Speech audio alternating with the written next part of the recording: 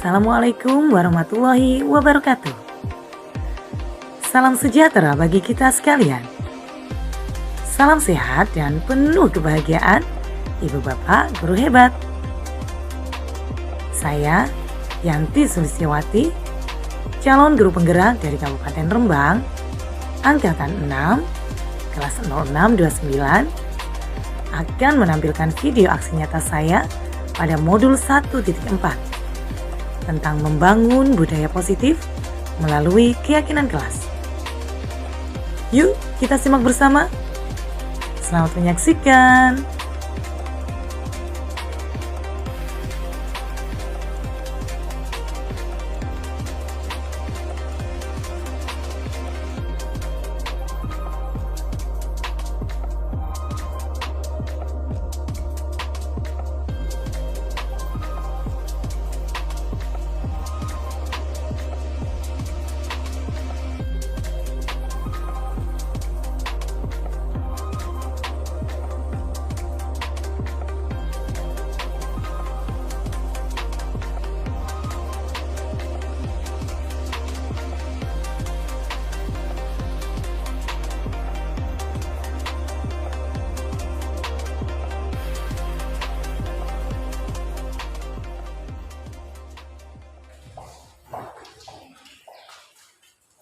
Baik, terima kasih atas kesempatan yang telah diberikan. Assalamualaikum warahmatullahi wabarakatuh. Selamat siang, salam sejahtera bagi kita sekalian. Ya, puji syukur kehadirat Allah SWT, Tuhan yang Maha Esa, yang telah melimpahkan nikmat yang begitu luar biasa pada kita semua, sehingga pada siang hari ini kita bisa berkumpul di sini di ruang kelas SD Negeri Jambangan dalam keadaan sehat dan berbahagia. Kedua kalinya, salam serta salam agar senantiasa kita aturkan kepada junjungan kita Nabi Muhammad SAW yang senantiasa kita nantikan syafaatnya di yaumil kiamah. Amin Allahumma amin. Baik, sebelumnya saya ucapkan terima kasih kepada Ibu Bapak Guru SD Negeri Jambangan dan juga rekan-rekan mahasiswa dari Universitas Negeri Semarang ya, dari UNES yang telah meluangkan waktunya pada kesempatan ini untuk membantu saya ya dalam aksi nyata saya untuk memenuhi tugas aksi nyata di calon guru penggerak angkatan 6 dari Kabupaten Rembang. Ya Pak, saya walaupun sudah banyak sudah kenal ya pastinya karena teman-teman satu sekolahan, mungkin dari teman-teman mahasiswa ada yang belum kenal. Jadi saya Yanti Sulistiawati, saya di sini adalah calon guru penggerak angkatan 6 dari Kabupaten Rembang kelas 0629 ya. Dan pada kesempatan ini saya akan menyampaikan apa saya tularkan lah kayak gitu. Saya akan menularkan apa yang sudah saya dapat selama ini, selama saya melakukan atau mengikuti diklat pendidikan calon guru penggerak. Ya, seperti itu. Ya, saya mohon bantuannya Pak Arsyad untuk membantu saya mengoperatori. Ya. Baik, biar nggak tegang, terus terang saya di sini tegang ya. Ya, terus terang saya tegang banget. Jadi kita ada sedikit kita main-main dulu. Ya, oke. Ini di sini bisa terlihat ya semuanya ya. Oke. Ya, di sini kita tebak gambar dulu. Oke. Kira-kira ini gambar siapa? Ada yang tahu nggak? Ya, Gibran. Oh, ada Gibran. Oh, Ariel ya. Oke, terus yang mana? Yang mana siapa ya? Coba. Oh, ini tokoh terkenal, tokoh terkenal banget. Yang pastinya sudah sama dia. Pak Giri. Oke, oke, yang itu tebak adalah Ariel. Next Selasa, next. Oke, sudah. Ini udah ketawa ini. Ya, siapa? Ariel, terus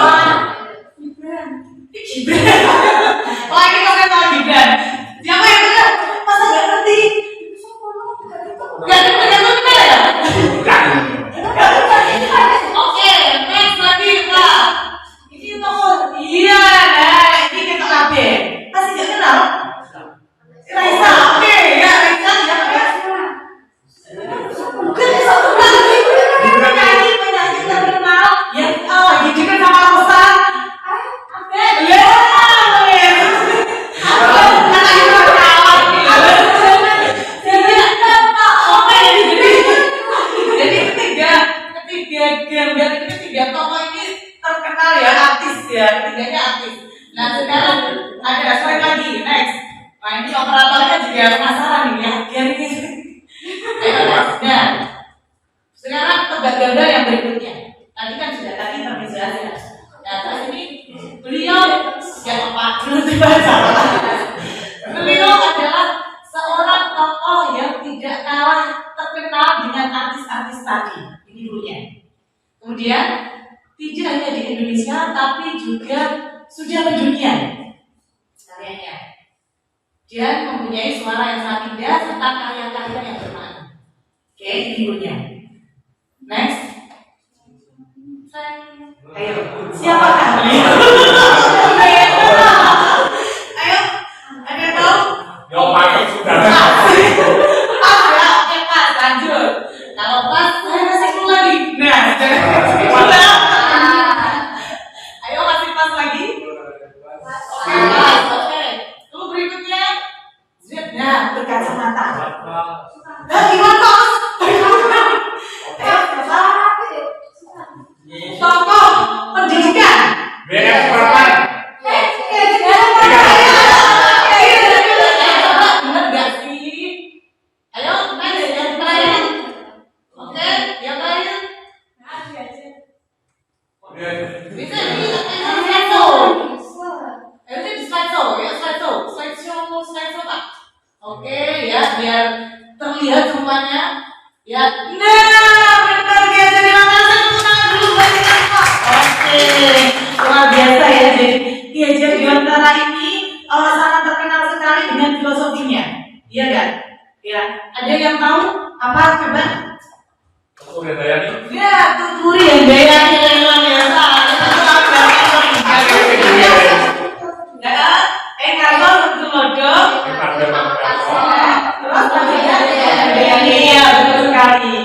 Ya, jadi seorang pendidik pemimpin dalam pembelajaran itu seorang guru ya di sini ya, tepatnya karena kita tupoksinya juga seorang guru, jadi juga sama-sama guru semuanya kan, insya Allah ya.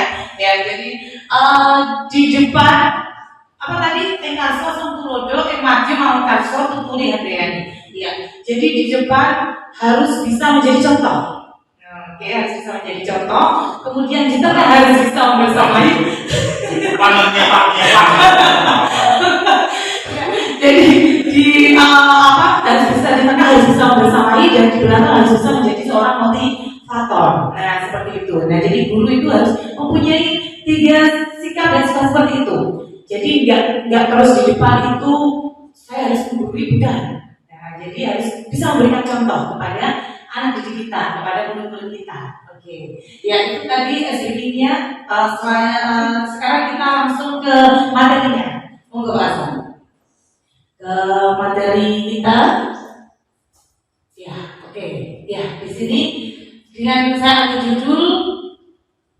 Oke, membangun budaya positif melalui keyakinan kelas. Oke. Ya, di sini ada membangun budaya positif. Ada yang tahu maksudnya apa di sini? Budaya positif? Oke, terserah aja, silakan mengeluarkan pendapatnya. Iya, positif. Oke, positif itu kan berarti yang baik. Ya kan? Nah, aja. Iya, kita mikirnya ya supaya yang baik-baik apa ya kayak gitu. Melalui keyakinan kelas. Nah, mungkin di sini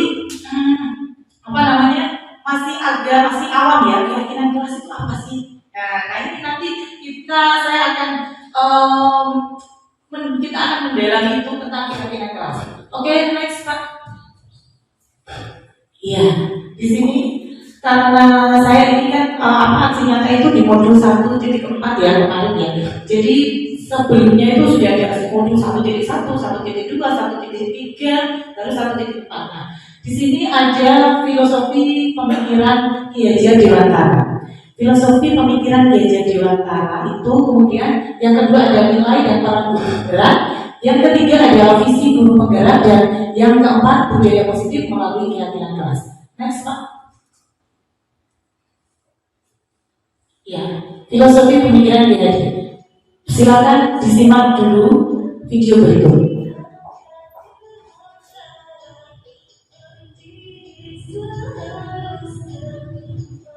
disimak ya. Dengar nggak? Dengar ya. Setidaknya bisa dibaca itu subtitlenya di bawah.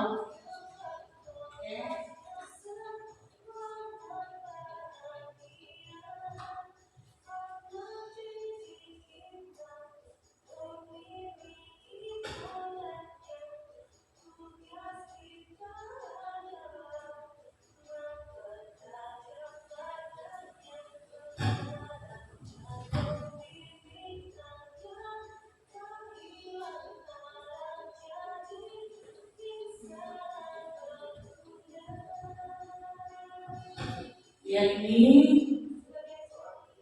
masih lanjut.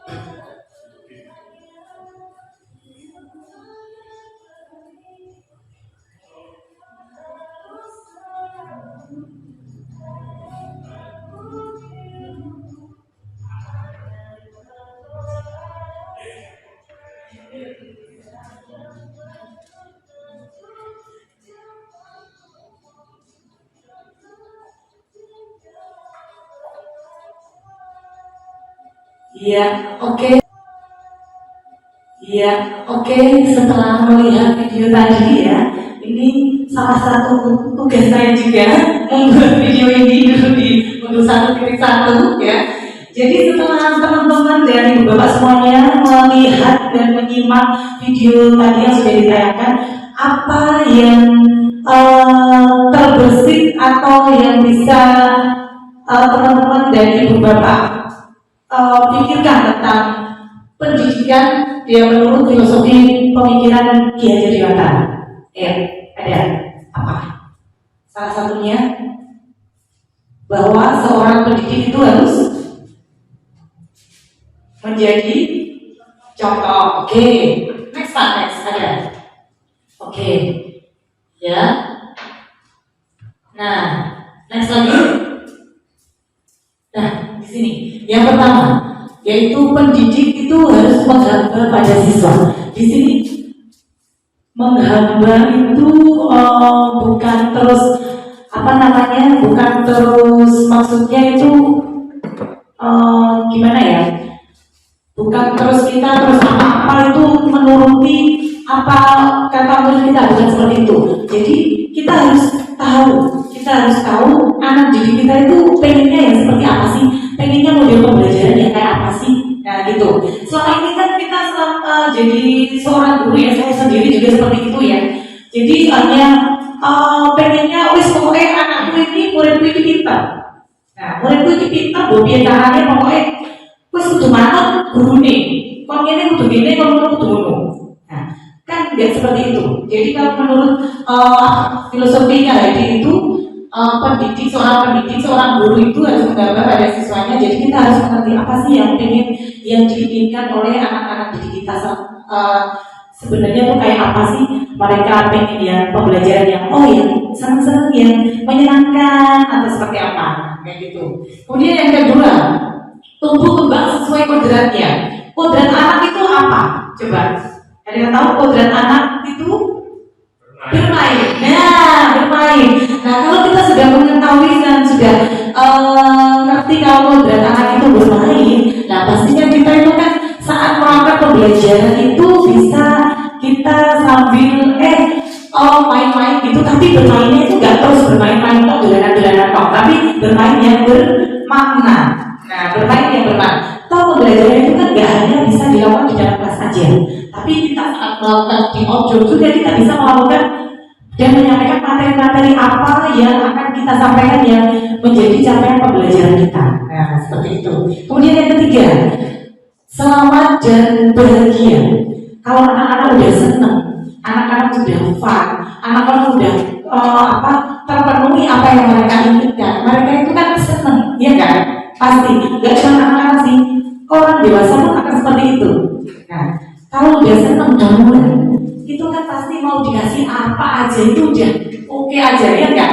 Tapi kalau udah gak seneng, mau kita jangan kan kita kalau kita perintah dikasih pelajaran aja bisa ya kita kalau anaknya udah nggak pun duluan sama gurunya baru masuk tok gitu masuk udah duluan kan. Nah akhirnya mereka itu cuma dia itu karena takut. Nah jadi pas pengennya pas gambar aja ini belajar Bu Yanti gambar aja aku Bu Yanti aku dan sebagainya. Jadi kita harus menghilangkan pemikiran-pemikiran seperti itu. Jadi kita harus bikin anak-anak kita itu nyaman dulu bareng sama kita. Nah nyaman, kalau udah nyaman, udahlah mau kita suruh apa aja pasti mereka mau, ya kan?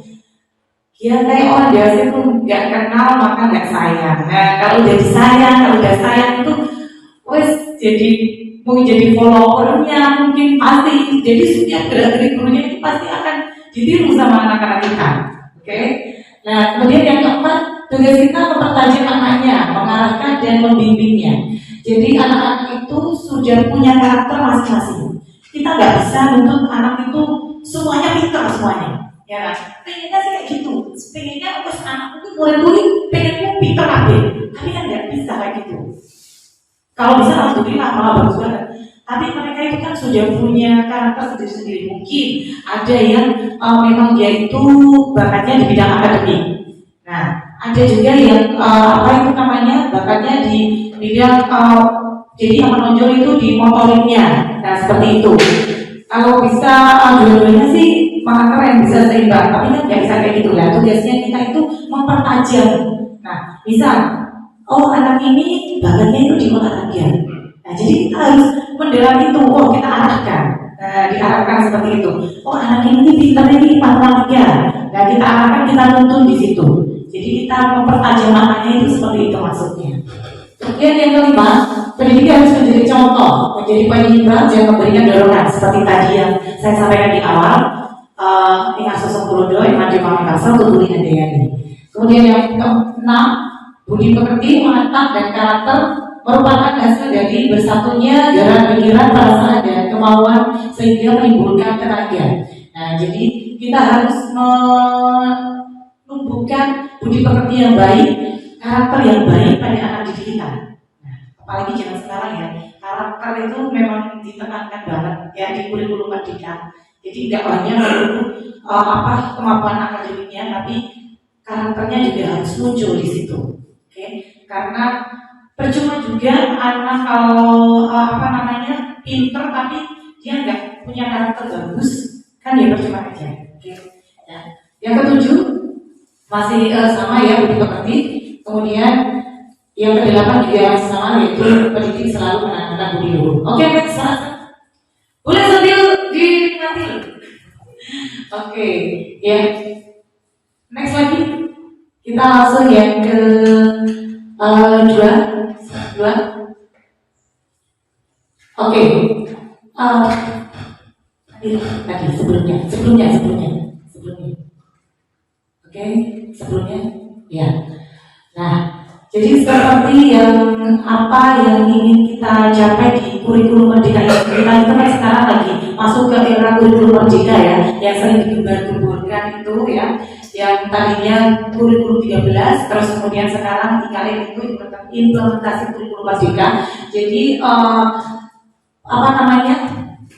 di sini ada semangat mereka belajar, kemudian tujuan pendidikan nasional yaitu memerdekakan anak. Nah, memerdekakan anak. Jadi nggak terus kita guru itu sebagai center point-nya aja, enggak. Tapi anak, kita harus tahu pengennya anak tadi seperti apa, memerdekakan mereka, memerdekakan anak, memerdekakan murid untuk meraih atau profil pelajar Pancasila. Nah, profil pelajar Pancasila itu ada apa aja sih? Ada yang tahu ya?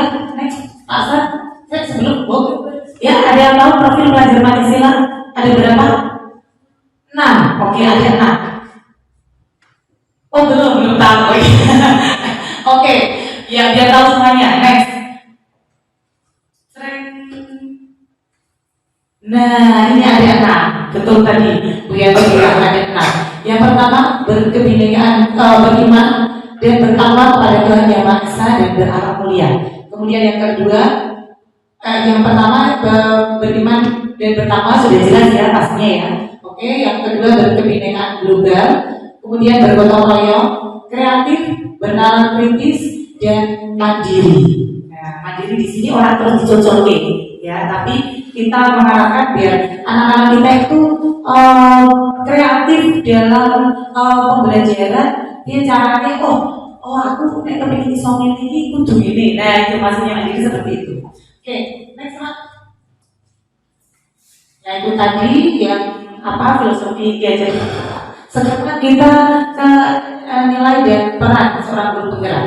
Next, untuk mencapai tadi tentang filosofi gadget di Lantana tadi, kita harus punya nilai-nilai serta peran. Nah, peran-peran kita sebagai guru itu apa? Nah, di sini ada nilai kita sebagai guru. Yang pertama reflektif, ya, mampu merefleksi diri kita. Jadi kita nggak, maksudnya di sini itu nggak harus bisa menilai diri kita dulu sebelum kita menilai orang lain. Nah, jadi reflektif itu nggak cuma merefleksi pembelajaran muridku ini kok orang Islamnya yang materi ini sebabnya opo. Nah, apa ada yang salah dengan saya? Apa saya itu saat melakukan pembelajaran itu kurang menyenangkan dan sebagainya. Nah, seperti itu. Nggak terus nyalahin kritik kan saya lagi pinter dan sebagainya.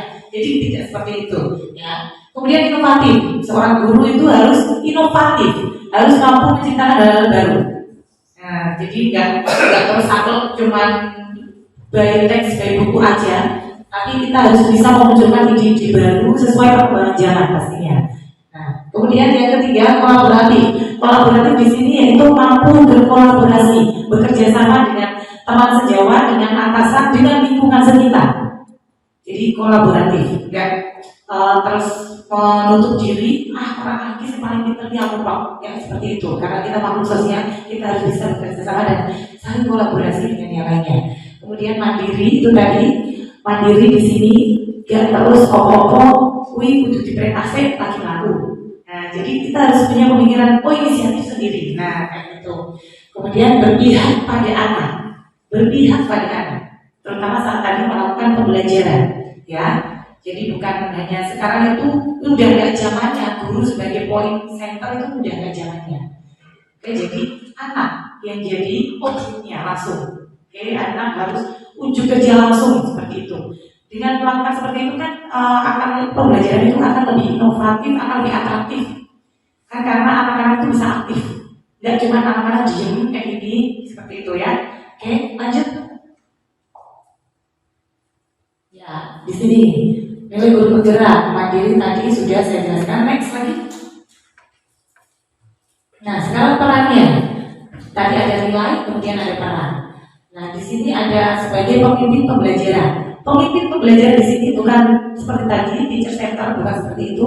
Jadi kita hanya fasilitasi. Nah, kita mau fasilitasi anak-anak kita. Jadi nggak terus kan tadi katanya student center. Jadi anak yang belajar, jadi berarti gurunya tenang-tenang santai-santai dong, bukan seperti itu. Jadi tetap kita mengarahkan mereka, ya, mengarahkan dan mendampingi mereka. Nah, kemudian menggerakkan komunitas praktisi, ya seperti ini, salah satunya seperti ini. Jadi seperti melakukan KKG, seperti Pak Arsad, KKG ya Pak Arsad ya, KKG itu itu untuk menggerakkan komunitas praktisi, contohnya seperti itu. Kemudian menjadi coach bagi guru lain. Menjadi coach ini di sini jadi belajar bersama, ya. Belajar bersama, saling sharing seperti itu. Bukan terus pemikirannya coach itu berarti paling pintar jadi, bukan seperti itu. Jadi kita saling sharing. Seperti itu, lalu kolaborasi antar guru, ya, sama kemudian kepemimpinan murid. Nah, kepemimpinan murid, contohnya seperti ini. Kita melakukan pembelajaran. Kadang kan pasti ada, nah sebelum kita masuk kelas, nah, kan ada baris tuh yang menyiapkan di depan itu kan, nah muridnya kita aja bergantian aja, jadi mereka itu punya kesempatan yang sama. Nah, nggak terus ketuanya kesempatan yang sama, punya pengalaman juga. Aku pengen deh jadi aku mulai memimpin doa atau naik masuk kelas memimpin baris ya, seperti itu. Jadi digilir biar mereka punya kesempatan yang sama seperti itu. Next Pak. Ya sudah, yuk lanjut. Nah, sekarang visi guru penggerak. Bisa sambil diminum dan dinikmati hidangannya sambil menunggu main course-nya ya. Ini imajinasi ya, imajinasi kita sebagai seorang guru. Kita itu pengennya itu murid kita seperti apa sih? Nah, saya pengen tanya. Pak Aris ya, saya pengen tanya. Pak Aris tuh pengen murid itu bayangan Bapak, murid itu pengennya yang kayak apa? Bukan pintar. Oh siap, pengen pintar. Kalau ada berapa? Ya, sama kisah itu juga terakhir. Oke. Pintar terampil, nah seperti itu. Nah jadi pasti keinginan kita, apalagi seorang guru ya, pengennya tetap yang bagus-bagus. Ya, pengen anak kita pintar, terampil, terus berakhlak mulia, berkarakter bagus, sopan, dan sebagainya. Nah, tapi pada saat kita menjumpai di lapangan, saat kita terjun langsung kan tidak semuanya itu semulus seperti apa yang kita inginkan. Nah, jadi bagaimana cara kita untuk meraihnya seperti itu? Nah, itu tadi. Nah ini di sini ada contoh imajinasi saya tentang murid di masa depan. Bahagia dalam belajar. Bahagia. Kata bahagia itu sangat dalam dan luar biasa banget maknanya. Ya. Coba kita kalau nggak bahagia, mau ngapa-ngapain juga nggak enak, ya kan? Nah, iya, sehat kalau nggak bahagia juga nggak enak, ya kan? Paling enak itu sehat dan bahagia. Nah, begitu juga anak didik kita. Ya, kalau udah mereka bahagia, harus senang. Mereka itu semangat banget deh. Mau ke sekolah itu semangat banget. Sesuk sekolah, nggak terus. Sesuk libur, Itu kalau libur itu susah, mereka nggak bisa ketemu teman-temannya, nggak bisa ketemu ibu bapak gurunya yang luar biasa seperti itu ya. Jadi kita harus menumbuhkan kebahagiaan itu, untuk anak didik kita. Bagaimana cara menumbuhkannya? Kita sebagai guru harus bahagia dulu, ya kan? Iya, jadi harus bahagia juga seorang pendidik. Nggak terus ada masalah di rumah, dibawa ke sekolahan, di rumah lagi berantem soal tetangganya atau apa terus akhirnya imbasnya ke muridnya. Nah, itu. Kemudian memiliki budi pekerti yang baik, karakter yang mulia, oke, pengennya itu memiliki kepedulian, empati dan suka bekerja sama, mandiri dan berani mengungkapkan, beriman dan bertakwa kepada Tuhan Yang Maha Esa. Ya, oke. Next Pak. Nah, di sini ada visi. Jadi kemarin itu saya disuruh diminta untuk membuat visi sekolah. Nah, di sini saya mewujudkan peserta didik yang bertakwa kepada Tuhan Yang Maha Esa, berakhlak mulia, bernalar kritis, disiplin, mandiri, dan berbudaya. Nah, kok nggak ada yang berprestasi Bu? Nggak ada. Mungkin ada yang bertanya seperti itu. Jadi kalau saya itu mengedepankan karakter memang. Nah, karena anak-anak zaman sekarang itu kan kalau akademik itu masih bisa dipelajari. Kalau karakter itu sudah harus ditumbuhkan sejak dini, ya kan? Harus ada kebiasaan, harus ada habituasi. Nah, seperti itu. Jadi memang lebih sulit menumbuhkan karakter yang baik, ya. Kalau udah ya itu tadi seperti yang saya bilang, kalau pinter sundul langit tapi karakternya nggak baik kan ya, itu cuma juga. Nah, seperti itu. Memang saya kemarin mengedepankan ini karakter apa? Karakter murid.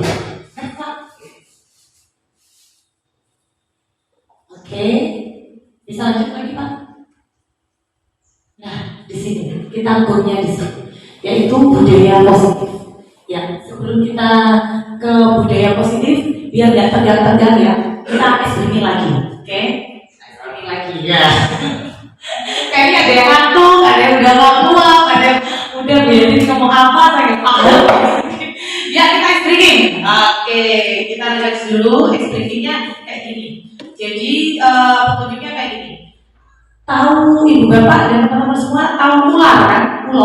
Tahu ya? Ular itu panjang apa pendek?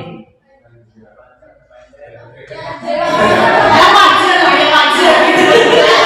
Panjang ya, oke. Kalau mulut panjang apa pendek? Pendek, oke. Oke, nah ular panjang, ular pendek. Oke. Sekarang kalau panjang itu tangannya seperti ini. Ular panjang. Oke, tangannya kayak gini ya. Oke. Kalau ular gitu, ular pendek. Oke, ya itu apa itu namanya? Kita latihan dulu ya, Ular panjang, sambil bilang panjang, gitu ya. Oke. Dan ular pendek. Ini ular panjang. Nah, nggak fokus ini belum. Nah, sekarang kita berdiri dulu, ayo berdiri semuanya. Oke, iya. Kita berdiri ya, dulu. Ya, tangan kanan di atas, tangan dulu di atas, tangan kanannya. Oke, sekarang turunkan. Gantian tangan kiri di atas. Ya, goyang-goyang, turunkan. Sekarang semuanya, tangan kanan dan tangan kiri ke atas. Oke, ya dalam hitungan ketiga kita tepuk ya. 1, 2, 3. Oke, kurang berat, kurang kompak. Ya, kedua tangan di atas. 1, 2, 3 tepuk. Oke, ya luar biasa. Tepuk tangan buat kita. Ya, ini belum sebagainya. Ya, jadi kita masih dengan panjang dan pendek. Oke. Ya, sekarang kita simulasi dulu. Ya, latihan dulu. Ular.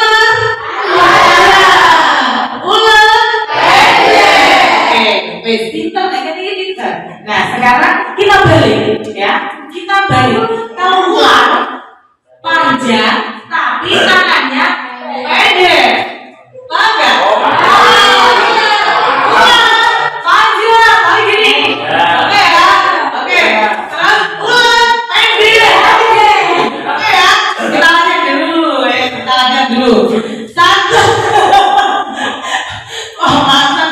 Pemanasan dulu.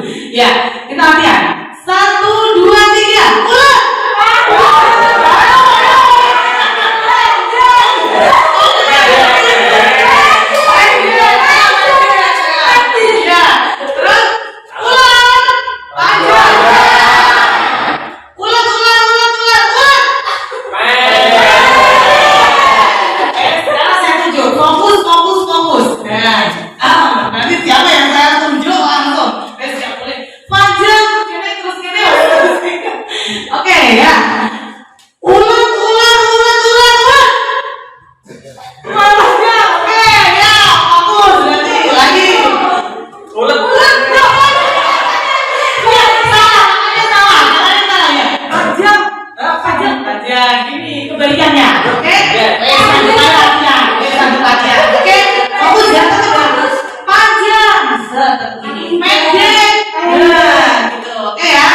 Ya, kita langsung fokus. Ular.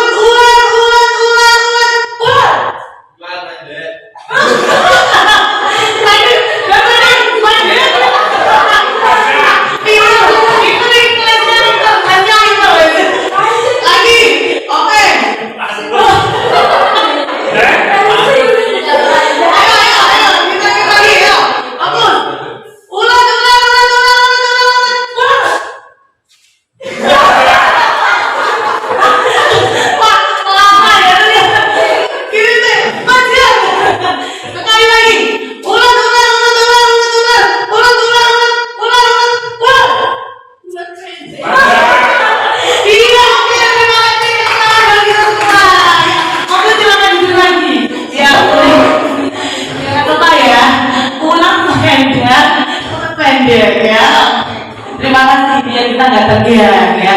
Boleh sambil diminum kalau sudah habis, bisa ambil di belakang. Ya itu tadi itu barusan yang kita lakukan juga bisa kita terapkan kepada diri kita. Nah gitu ya. Jadi nggak cuma main-main aja. Saat pembelajaran itu kan pasti ada tingkat kejenuhan. Nah, paling anak-anak fokus itu 20 menit awal fokus sama apa yang disampaikan guru, instruksinya guru, paling 20 menit awal. Selebihnya udah mereka wes dipikir apa sih, dipikir nilai level atau apa ya, terus pengen pengennya udah istirahat aja udah. Nah, jadi saat kita melakukan pembelajaran bisa kita selingkuhnya seperti ini, breathing seperti ini. Kan buahnya itu ya referensi ya. Nah, jadi biar melatih fokus lagi, biar mereka itu semangat lagi. Atau hanya cukup dengan tepuk-tepuk aja udah, anak itu pasti udah seneng banget, iya kan? Iya pasti. Jadi nggak bisa kita itu memaksakan. Kita aja sebagai orang dewasa aja suka bosan kan saat dengar apa seperti ini.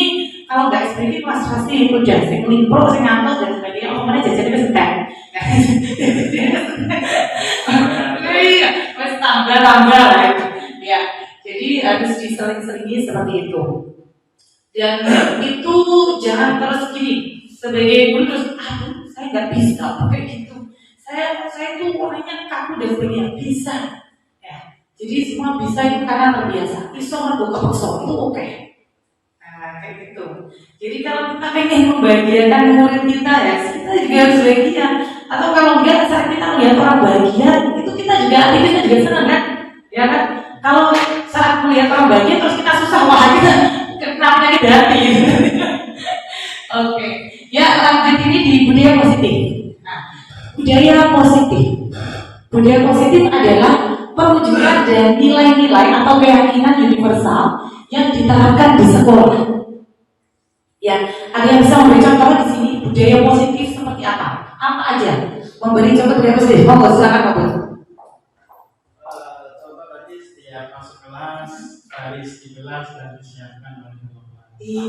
Iya, luar biasa sekali. Boleh tepuk tangan. Oke. Jadi baris di kelas. Ada lagi mungkin yang bisa memberikan contoh budaya positif? Banyak, ya, monggo. Menyapa guru ketika lewat di depan guru gitu. Oke, ya. Mbak Dina, ya. Ada saya mereka ya tadi. Ya, luar biasa. Buat Dina. Nah, jadi banyak banget budaya-budaya positif yang bisa kita terapkan di sekolah. Ya, di sekolah. Ini karena kita kan murid ya, jadi kan di sekolah seperti itu. Seperti tadi yang Pak sampaikan tadi, baris dulu sebelum masuk. Kemudian amit permisi saat melewati Pak Guru. Nah, itu sebenarnya sepertinya itu sepele, kayak itu sepele sih. Tapi kalau itu tidak diterapkan sejauh mungkin, anak-anak itu akhirnya terus terbuai dengan kan biasa begini orang dari amit-amit, kan gitu. Nah, jadi kita harus ada kebiasaan positif seperti itu. Kemudian lagi berdoa saat mau melakukan pembelajaran, saat pulang, nah itu juga termasuk budaya positif. Kemudian ada lagi yang membiasakan membiasakan membuang sampah pada tempatnya. Nah itu juga salah satunya. Nah ini di sini ada paradigma lama dan paradigma baru. Guru berkewajiban pada paradigma lama ya. Guru berkewajiban mengontrol perilaku siswa agar sesuai yang guru harapkan. Selama ini kan seperti itu, ya. Pokoknya murid itu gimana cara orang itu bantah, kayak gitu. Jadi teacher center tadi, jadi guru itu sudah seolah-olah udah diktator banget, tukang perintah. Jadi mereka pemikiran murid itu kayak gitu. Guru itu tukang perintah, tukang ngomong, jalannya oke. Iya. Jadi kita harus menyingkirkan pemikiran paradigma lama, pandangan lama seperti itu. Ya. Kalau bisa dan harus bisa guru itu harus jadi teman anak-anak, teman murid. Ngerti kan? Kalau kita bagaimana nyamannya kita sama teman kita, ya kan? Apalagi sudah sefrekuensi, yes, ya. Pasti enak banget kan? Mau curhat juga enak, mau pengen apa ini. Nah, kita pengennya itu juga seperti itu. Murid itu nyaman dengan kita, karena mereka menganggap kita itu sebagai teman mereka. Akhirnya mereka pengen apa-apa itu kan ngomongnya itu enak. Saya dulu saat saya ngajar di SD saya yang lama, itu kayak gitu. Jadi saya memposisikan memang sebagai teman mereka. Tapi dengan tetap dengan norma-norma yang berlaku ya, tidak terus wes itu kan kocokku, wes saya buru-buru atau apa, kayak seperti itu juga ya. Nah, jadi akhirnya saya bisa menyelami dunia mereka. Oh, anak-anak itu pengennya ini duit guru sih kayak ini, duit guru sih enak, menyenangkan, yang yang terus ketok karat dan sebagainya. Sekarang kan nggak zamannya kan dengan kekerasan kan nggak zamannya ya. Budaya itu nanti bisa apa lagi orang bakso? Oh iya. Iya. Oh itu ya itu salah satu metode yang menjalankan. Iya. Apa lo? Iya. Iya. Membahagiakan yang jual juga ya habiskan. Ya, jadi kita harus punya metode-metode yang baik pendekatan. Nah, seperti itu. Karena gini, anak itu melakukan perilaku yang menyimpang itu pasti kan punya alasan, ya enggak? Pasti ada alasan. Nah, jangan terus langsung menjudge mereka. Wah, ini aja ini nakal aturan panen. Jangan seperti itu. Jadi kita harus cari tahu dulu. Kita kenapa sih anak ini? Kita dekati. Nah, kita ajak ngobrol. Coba didekati, ajak ngobrol, sama langsung diamuk. Pasti nanti akan beda hasilnya. Beda kalau anak-anak kalau cenderung langsung diamuk, itu kan terus dia itu terus mungkin ada rasa jenjang, gitu nggak? Iya kan? Jangan kan anak-anak orang dewasa itu akan seperti itu. Dan cenderung mereka terus akhirnya mereka itu tidak melakukan kurang nakal tapi ya nggak berlangsung lama karena itu tidak timbul dari hati nuraninya, karena hanya untuk menghindari hukuman itu tadi. Ini nanti akan saya jelaskan lagi. Saya sebentar. Yang paradigma baru ini saya bacakan. Semua perilaku manusia pasti memiliki tujuan. Nah, seperti apa yang tadi saya sampaikan. Begitu pula dengan perilaku siswa. Kesalahan yang dilakukan siswa pasti memiliki alasan. Nah, alasan tersebut biasanya disebut dengan pemenuhan kebutuhan dasar manusia. Di sini subjeknya murid. Nah, setelah memahami kebutuhan dasar, langkah yang dilakukan adalah dengan menerapkan disiplin positif. Next Pak. Nah, di sini kebutuhan dasar manusia itu ada 5. Ya, ada kebutuhan untuk bertahan hidup, survival. Kemudian yang kedua cinta dan kasih sayang, love and belonging. Kemudian yang ketiga kebebasan, freedom. Dan keempat kesenangan, fun. Dan terakhir yaitu kekuasaan, power. Ya. Jadi manusia itu punya seperti ini, sifat seperti ini, kebutuhan dasar yang harus terpenuhi. Kelimanya ini luar biasa kalau sudah bisa terpenuhi. Nah, kalau salah satunya tidak bisa terpenuhi, akhirnya dia berpotensi untuk melakukan hal-hal menyimpang, tindakan-tindakan yang kurang baik. Oke, next Pak. Bisa next lagi. Nah, ini di sini ada 3 motivasi perilaku manusia. Yang pertama, untuk menghindari ketidaknyamanan atau hukuman. Nah, seperti tadi. Oke, saat kebutuhan dasar, salah satu kebutuhan dasar seseorang di sini adalah murid tidak terpenuhi, akhirnya mereka cenderung melakukan hal-hal yang negatif, melakukan hal-hal yang menyimpang. Nah, kemudian kemudian yang kedua, untuk mendapatkan imbalan atau penghargaan dari orang lain. Nah, ada nggak di sini misal, aku tak jadi bocah sing apik, aku tak mantah kok diwenehi tadi seperti yang Pak Aris bilang, biar diberikan bakso. Nah, kan ada ya seperti itu. Anak-anak pasti ada seperti itu. Karena kita orang dewasa juga kayak gitu. Ada juga pikiran seperti itu. Nah, kemudian yang ketiga, untuk menjadikan orang yang mereka inginkan dan menghargai diri sendiri dengan nilai-nilai yang mereka percaya. Yang kita harapkan motivasi yang ketiga ini. Ya, motivasi ketiga ini kita harapkan ada di murid kita, ada di diri kita. Jadi itu perilaku-perilaku positif itu muncul dari diri kita sendiri, Bukan karena kita banyak menghindari hukuman, bukan karena band kita itu ketok keren, ketok wah band itu dia gitu. Ya, jadi motivasi itu harus tumbuh dan timbul dari hati nurani kita sendiri. Seperti itu juga murid kita, begitu juga dengan murid kita. Saat mereka mematuhi semua aturan-aturan, ya itu karena timbul dari hatinya mereka, kesadaran mereka sendiri, bukan karena dia mau, bukan karena bentuk aja, kayak gitu. Karena kalau motivasinya satu dan dua itu tidak akan bisa bertahan lama, ya kan?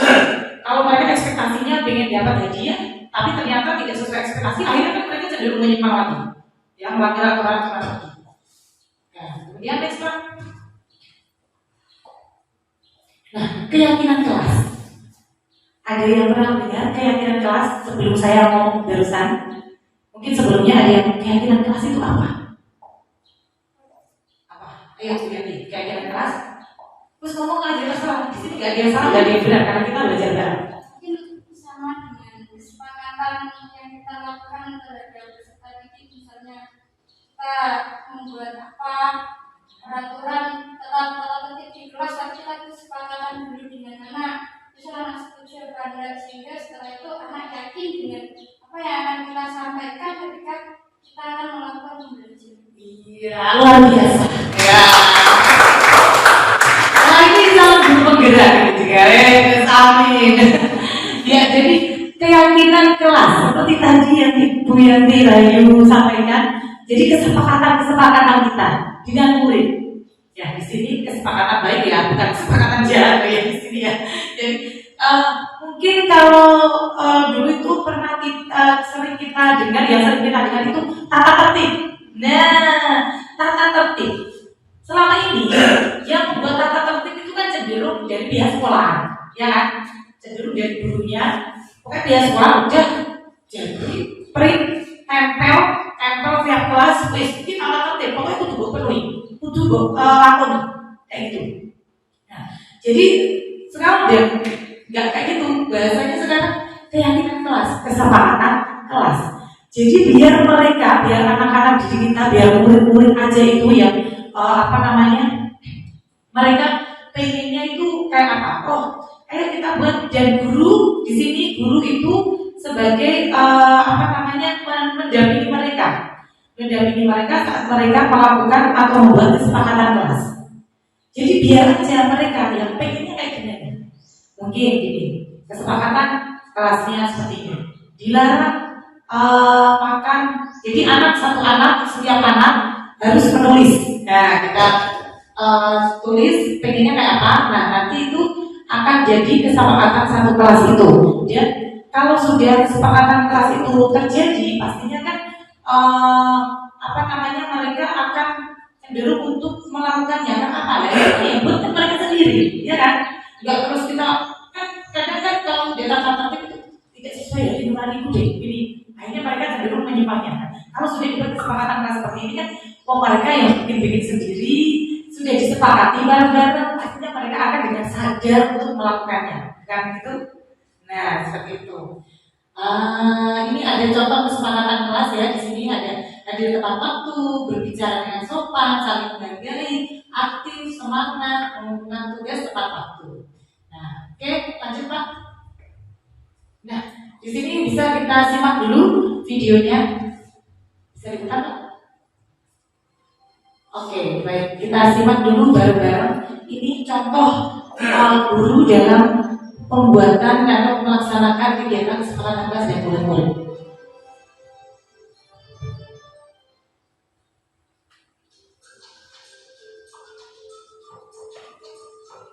Ya, kali ini bukan gambar saya.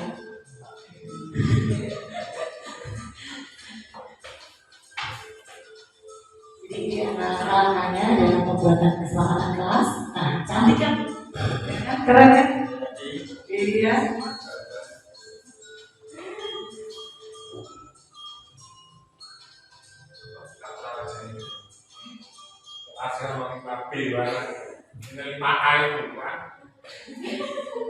Ya, di sini guru jelaskan terkait dengan kesepakatan kelas. Nah, seperti apa kesepakatan kelas?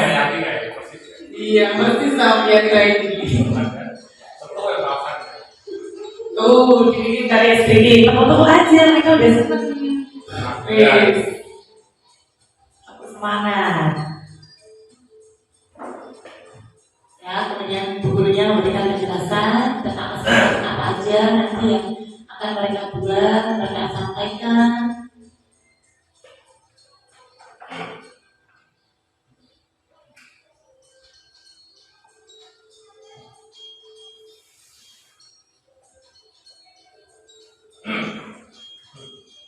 Ya, intinya gagasan.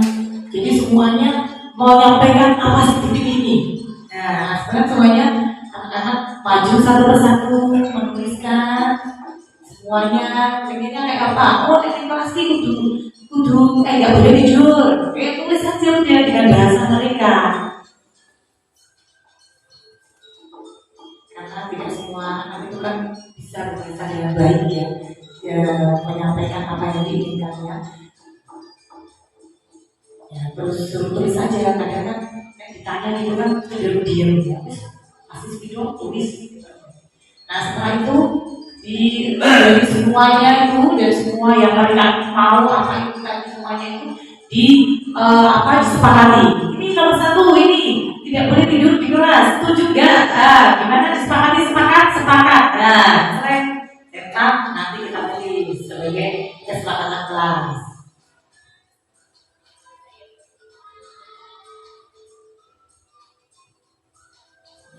Ini ada contoh kesepakatan di dalam kelas dan di luar kelas.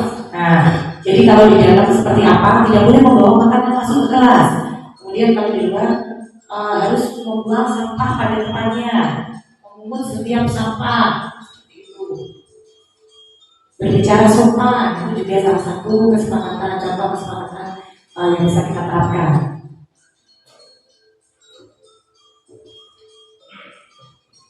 Jadi akhirnya di sini kita sebagai guru bisa tahu sebenarnya anak-anak itu pengennya gimana sih, pengennya diajak kemana sih.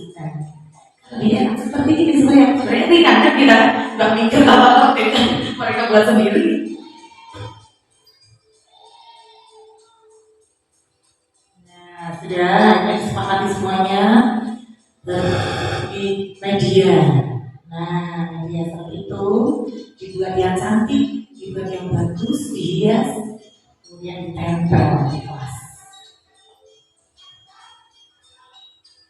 Nah, dan anak-anak tetap dilibatkan. Terus saat dia membuat kesepakatan anak-anak bikin biasanya ibu bapak gurunya. Nah, akhirnya ini kan jadi lebih aktif kan mereka, lebih semangat. Anak-anak itu kan senangnya kan dilibatkan langsung, ya kan? Daripada hanya mendengar, nah, dilibatkan langsung saat pembuatan kesepakatan kelasnya.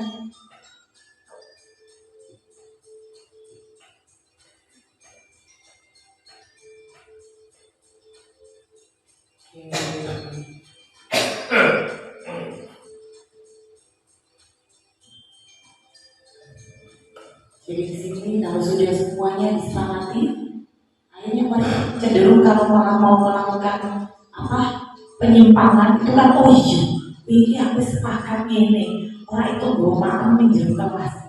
Maksudnya aku harus bawa makan kan ya, jadi seperti itu.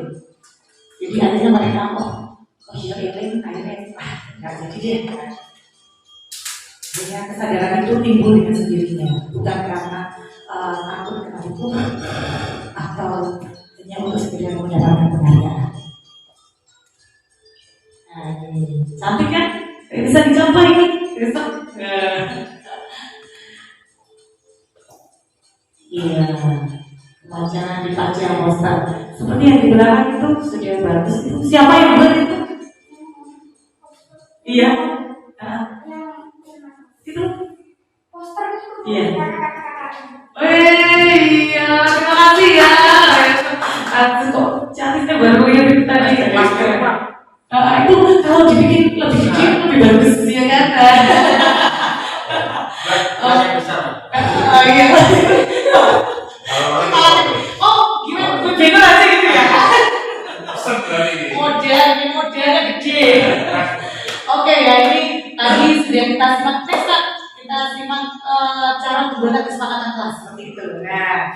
Oke. Nah, di sini kemudian restitusi dan posisi kontrol. Ada 5 posisi kontrol yang dilakukan seorang guru. Yang pertama ada penghukum. Kemudian yang kedua ada membuat orang merasa bersalah. Kemudian selanjutnya sebagai teman, posisi kontrol sebagai teman. Kemudian sebagai pemantau dan manajer. Nah, di sini ada yang sudah paham maksudnya posisi kontrol ini. Jadi saat tadi kan kita sudah membuat kesepakatan kelas ya. Contoh gini, salah satu kesepakatan kelasnya adalah datang tepat waktu. Oke. Nah, saat anak murid kita itu melanggar hal tersebut, bagaimana posisi kita sebagai seorang guru? Bagaimana kita menempatkan diri kita sebagai seorang guru? Apakah kita menempatkan di posisi sebagai seorang penghukum? Apakah di posisi sebagai pembuat orang merasa bersalah? Apakah sebagai teman, pemantau atau manajer? Ya. Yang paling ideal dari ke-5 posisi kontrol tersebut adalah sebagai seorang manajer.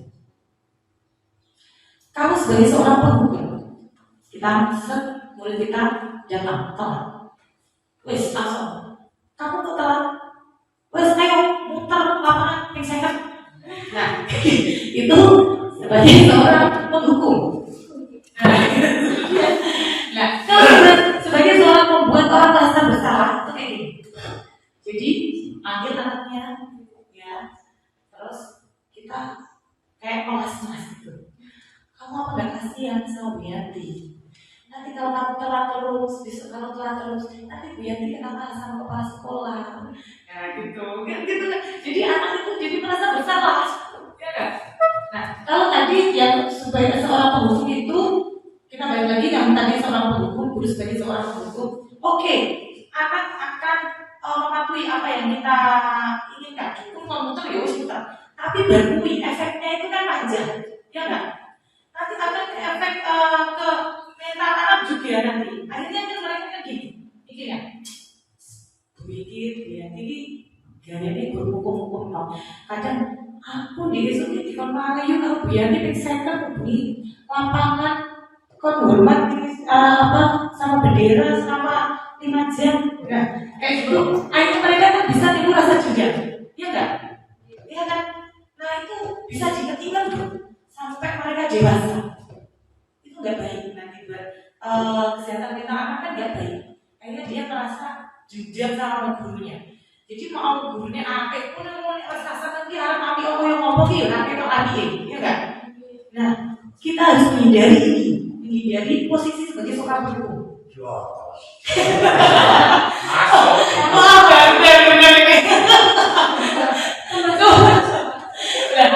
Kemudian membuat rasa bersalah, membuat orang merasa bersalah.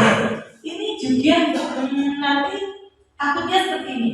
Kalau sudah anak merasa bersalah, terus mereka akan terbawa, wah yo, masa aku Bu Yanti mau guru-guru aku, terus dimarahin sama kepala sekolahnya, dan kayak gitu kan juga nggak baik. Mereka kepikiran terus kan, merasa bersalah.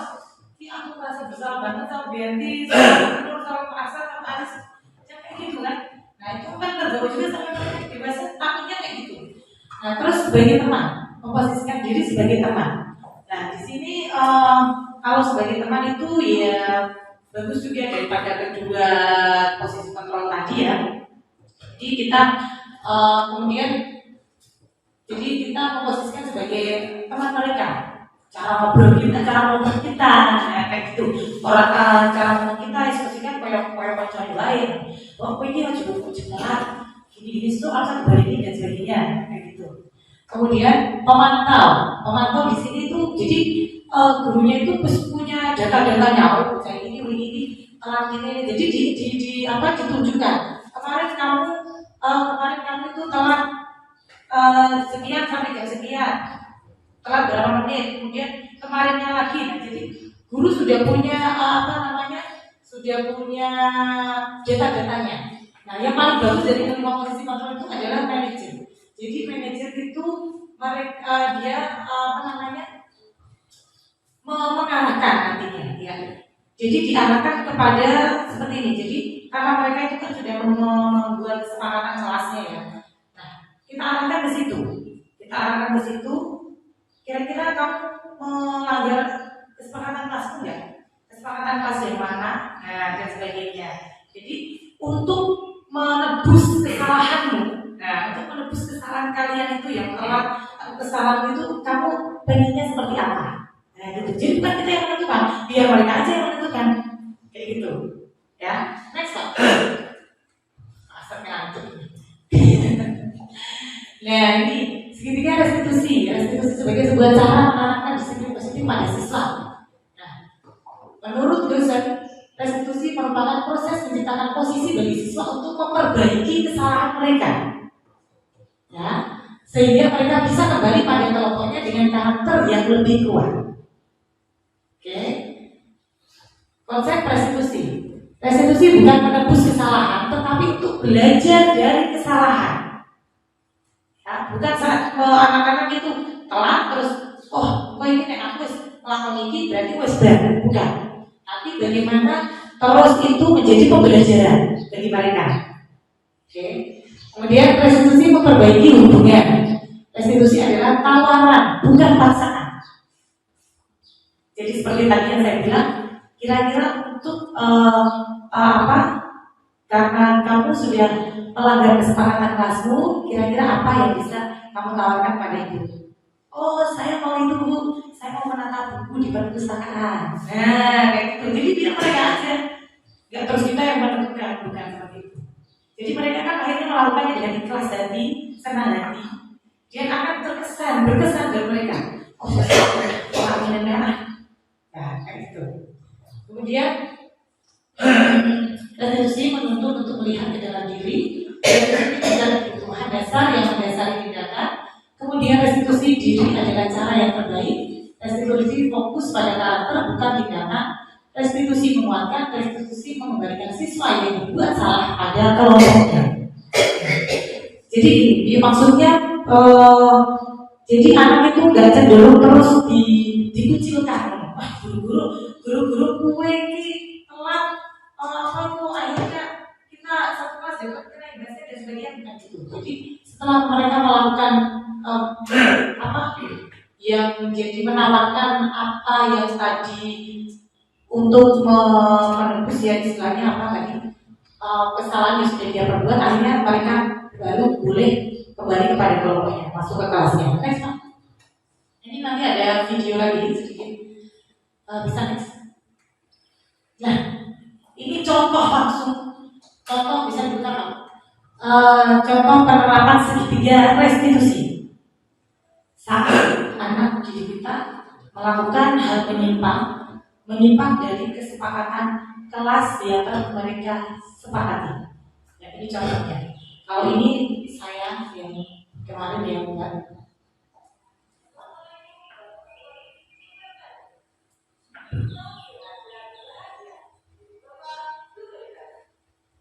Ya, langsung diperankan oleh talent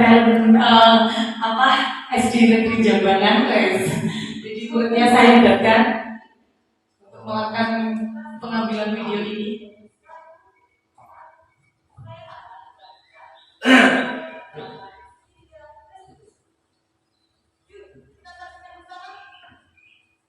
Ya, di sini ada kasus satu. Jadi pagi itu saya datang kembali. Ini anak yang terlambat.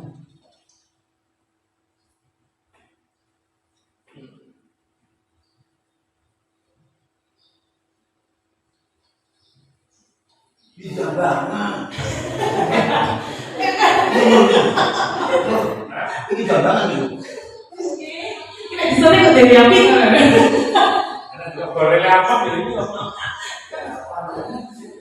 Ya, ini menstabilkan identitas.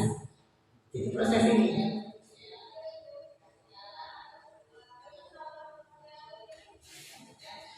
Jadi saat anak datang, bisa boleh langsung bergabung sama teman-temannya. Jangan langsung diberi rumah. Saat istirahat, lalu dipanggil dan kita cari tahu kenapa dia bisa terlambat.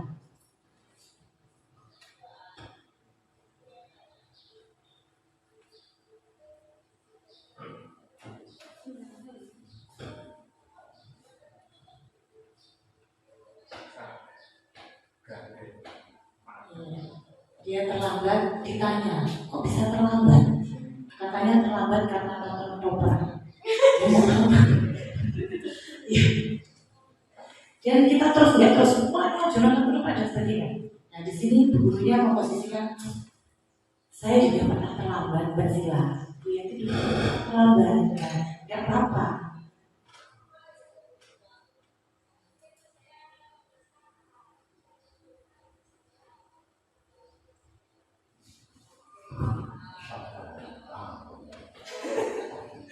Jangan memposisikan sebagai penghukum, Bang. Kalau sabar memang. Ya mungkin tangannya rasa gatal begini. Jadi menanyakan apa? Nah, setelah saling tadi, kemudian menanyakan keyakinan kelas yang sudah dilanggar apa? Ternyata datang tepat waktu.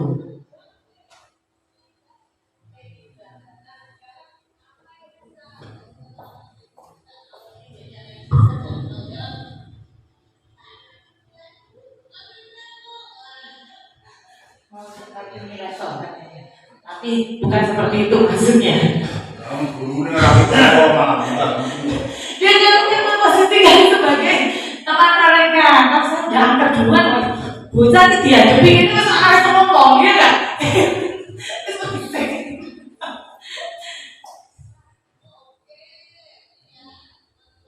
Nah itu sakit ron, boleh sakit dari dulu. Lu ini apa sini loh, ayo. Ini lah.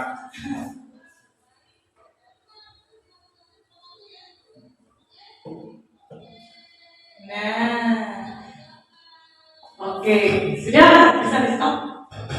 Kita di kasus satu aja. Sudah bisa stop dulu. Oke, itu tadi contoh penerapan segala institusi. Ada siswa yang terlambat, kita masuk, ya wes, masuk, jangan langsung menghakimi dia di depan teman-temannya, kan?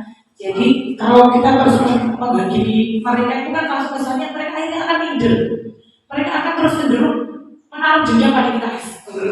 Ini apa sih? Ya kan, kayak gitu kan? Jangan kan anak-anak, orang dewasa pun harus seperti itu, ya pasti. Nah kemudian kita langsung udah bergabung aja sama temannya. Kemudian selanjutnya baru kita panggil, kita tanya alasannya, kenapa kok bisa terlambat? Nah terus kira-kira hal apa yang harus dilakukan biar terlambat meneng? Nah seperti itu. Oh ternyata dia suara, oh saya akan pasang alarm Bu, saya akan minta ibu saya buat membangunkan saya lebih pagi. Oke, nah berarti itu kan udah keinginan dia langsung kan sendiri kan.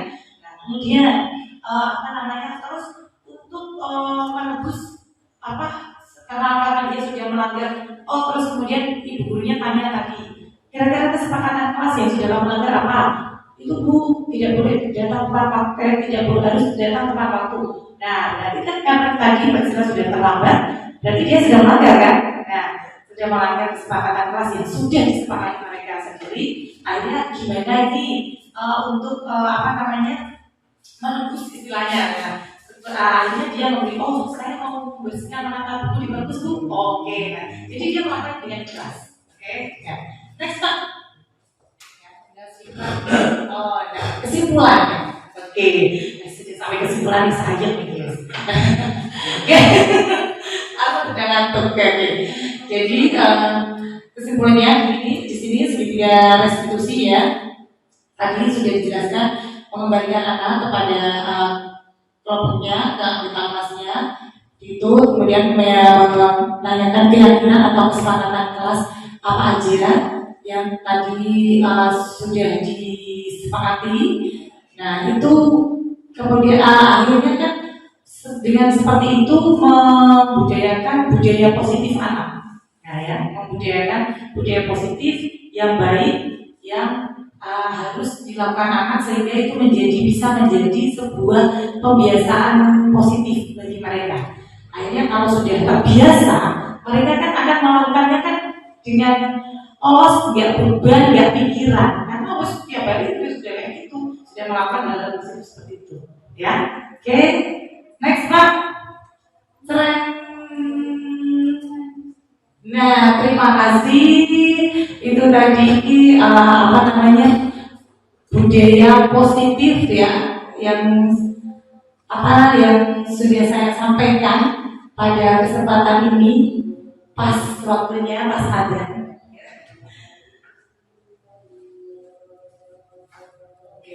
Ya, terima kasih atas partisipasi Ibu Bapak Guru semuanya, teman-teman semuanya, terima kasih sekali dan semoga apa yang saya sampaikan barusan ini bisa menambah wawasan paling tidak ya, bisa menambah wawasan atau paling tidak walaupun sedikit ada yang terkesan lah buat Ibu Bapak dan teman-teman semuanya di sini.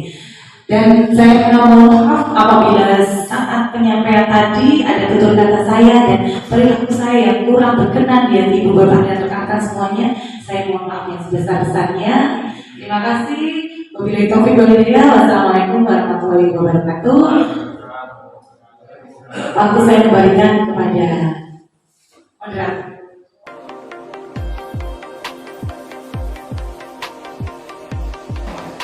Saya Nurdianto, SPDSD, guru senior di SD Negeri Jambangan, sangat mengapresiasi budaya positif yang diterapkan di sekolah kami. Hal tersebut menjadikan murid terbiasa disiplin dan melakukan hal-hal yang positif. Dan apa yang diterapkan oleh Bu Yanti Sulistiawati MPD menginspirasi kepada kami semua sehingga dapat kami terapkan kepada murid kami di kelas. Sukses terus untuk Bu Yanti. Semangat. Assalamualaikum warahmatullahi wabarakatuh. Saya Siti Fatihatun Nazila, murid kelas 6 SD Negeri Jambangan. Saya sangat senang sekali dengan kebiasaan-kebiasaan baik yang diterapkan oleh Bu Yanti. Saya menjadi lebih disiplin di sekolah dan hal tersebut juga saya biasakan saat saya di rumah. Terima kasih Bu Yanti, sehat, bahagia, dan sukses. Assalamualaikum warahmatullahi wabarakatuh. Perkenalkan, nama saya Dina Anjariansa. Saya seorang mahasiswa dari Universitas Negeri Semarang dengan program studi pendidikan fisika angkatan 2019. Setelah saya mengikuti kegiatan aksi nyata yang dilaksanakan oleh Bu Yanti dengan modul 1.4 yakni budaya positif, saya merasakan sebuah perubahan yang sangat besar ya, di mana budaya positif ini difokuskan kepada sikap dari akhlak atau tingkah laku perilaku dari siswa sehingga menghasilkan sebuah generasi yang jauh lebih baik dari sebelumnya yang tentunya berakhlak mulia. Nah, tentunya hasil pemaparan atau presentasi dari Bu Yanti ini memberikan dampak, kemudian juga memberikan manfaat kepada saya sebagai mahasiswa yang tentunya akan insya Allah menjadi guru ke depannya. Saya bisa menerapkan pemahaman yang telah diberikan oleh Bu Yanti ke dalam kegiatan nyata saya nantinya. Mungkin hanya itu yang dapat saya sampaikan, lebih dan kurangnya saya mohon maaf. Terima kasih. Wassalamualaikum warahmatullahi wabarakatuh.